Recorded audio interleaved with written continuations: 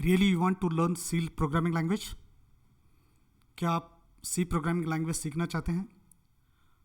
अगर आपका job yes है तो फिर सी लैंग्वेज का आज पहला लेसन रहेगा। तो सी प्रोग्रामिंग के फर्स्ट लेसन में आज हम पढ़ेंगे कि इसका डेफिनेशन, कि सी लैंग्वेज क्या है और जिस लैंग्वेज को डेवलप करने का जो मेन इंटेंशन है वो इंटेंशन क्या है, और इस लैंग्वेज से हम क्या डेवलप कर सकते हैं और इस लैंग्वेज से ऑलरेडी क्या डेवलप किया गया है, तो उसके बारे में आज जानकारी लेंगे। तो फर्स्ट डेफिनेशन इसका लेंगे।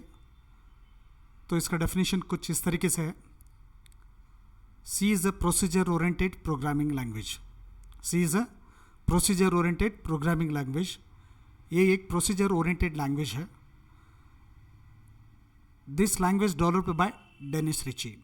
इस लैंग्वेज को डेनिस रिची ने डेवलप किया हुआ है। तो इस सी लैंग्वेज बनाने का मेन जो एम था, जो मेन इंटेंशन था, वो ये था कि ऑपरेटिंग सिस्टम को डिज़ाइन किया जाए। By using the C language we can design the operating systems. उसके लिए हम एक बेस्ट एग्जांपल लेंगे। यूनिक्स एक ऑपरेटिंग सिस्टम है जिसको सी प्रोग्रामिंग लैंग्वेज में डेवलप किया गया है। अब हम जो ज़्यादा यूज़ कर रहे हैं सी लैंग्वेज को, वो सिस्टम प्रोग्राम के लिए यूज़ कर रहे हैं। इसी तरह कंपाइलर, जो भी हमने एडवांस्ड कंपाइलर डिज़ाइन किया हुआ है और जो भी हम एडवांस कंपाइलर यूज़ कर रहे हैं, वो सब कंपाइलर्स सी प्लेटफॉर्म पर डेवलप किया गया है। तो इसलिए इस लैंग्वेज को very powerful language and very best language बोल भी कहा जाता है। तो इस लैंग्वेज का और एक नाम दिया जाता है फादर ऑफ ऑल लैंग्वेजेस। तो इसको एक और तरह से डिफाइन किया जाता है।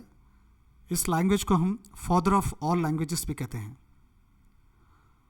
तो इसी तरह जब भी हम प्रोग्रामिंग लैंग्वेज यूज़ करते हैं तो उसका एक स्टैंडर्ड फॉर्मेट होता है।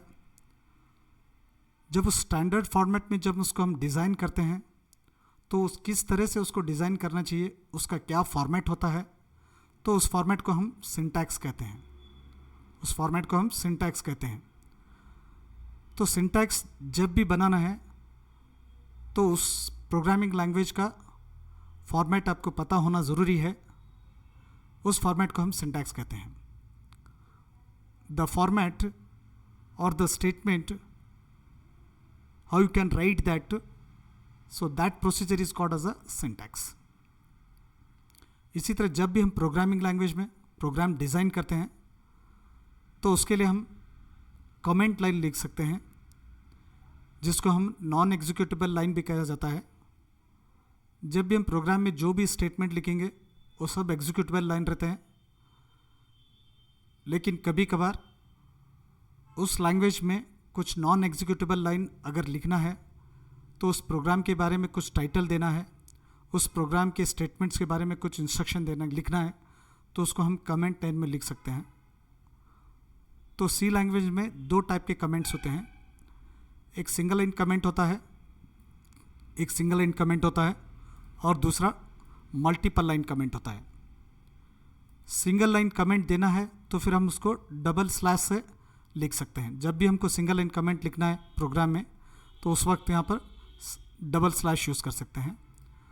जब एक से ज़्यादा लाइन का कमेंट हमें लिखना है तो उसको स्टार्ट हम स्लैश स्टार से करेंगे और एंड क्या है, स्टार स्लैश से करेंगे। तो इस तरह से हम कमेंट लिख सकते हैं। तो इसी तरह और एक आता है keywords in C language. C language में टोटल 32 कीवर्ड्स हैं। अब हम कीवर्ड्स यानी क्या, इसको जानेंगे। कीवर्ड्स यानी the words which have the pre defined meaning on that particular language. जिस वर्ड का, जिस स्टेटमेंट का ऑलरेडी जो मीनिंग है उस लैंग्वेज में, उसको हम कीवर्ड्स कहते हैं। तो जैसे हम सी लैंग्वेज में प्रिंटफ यूज़ करते हैं। Printf is a keyword of C language. Scanf is also keyword of C language. तो ये प्रिंटफ और स्कैनफ क्या है, इसका एक ओन प्री डिफाइंड मीनिंग है, तो उस मीनिंग के हिसाब से उसको हम लिखते हैं।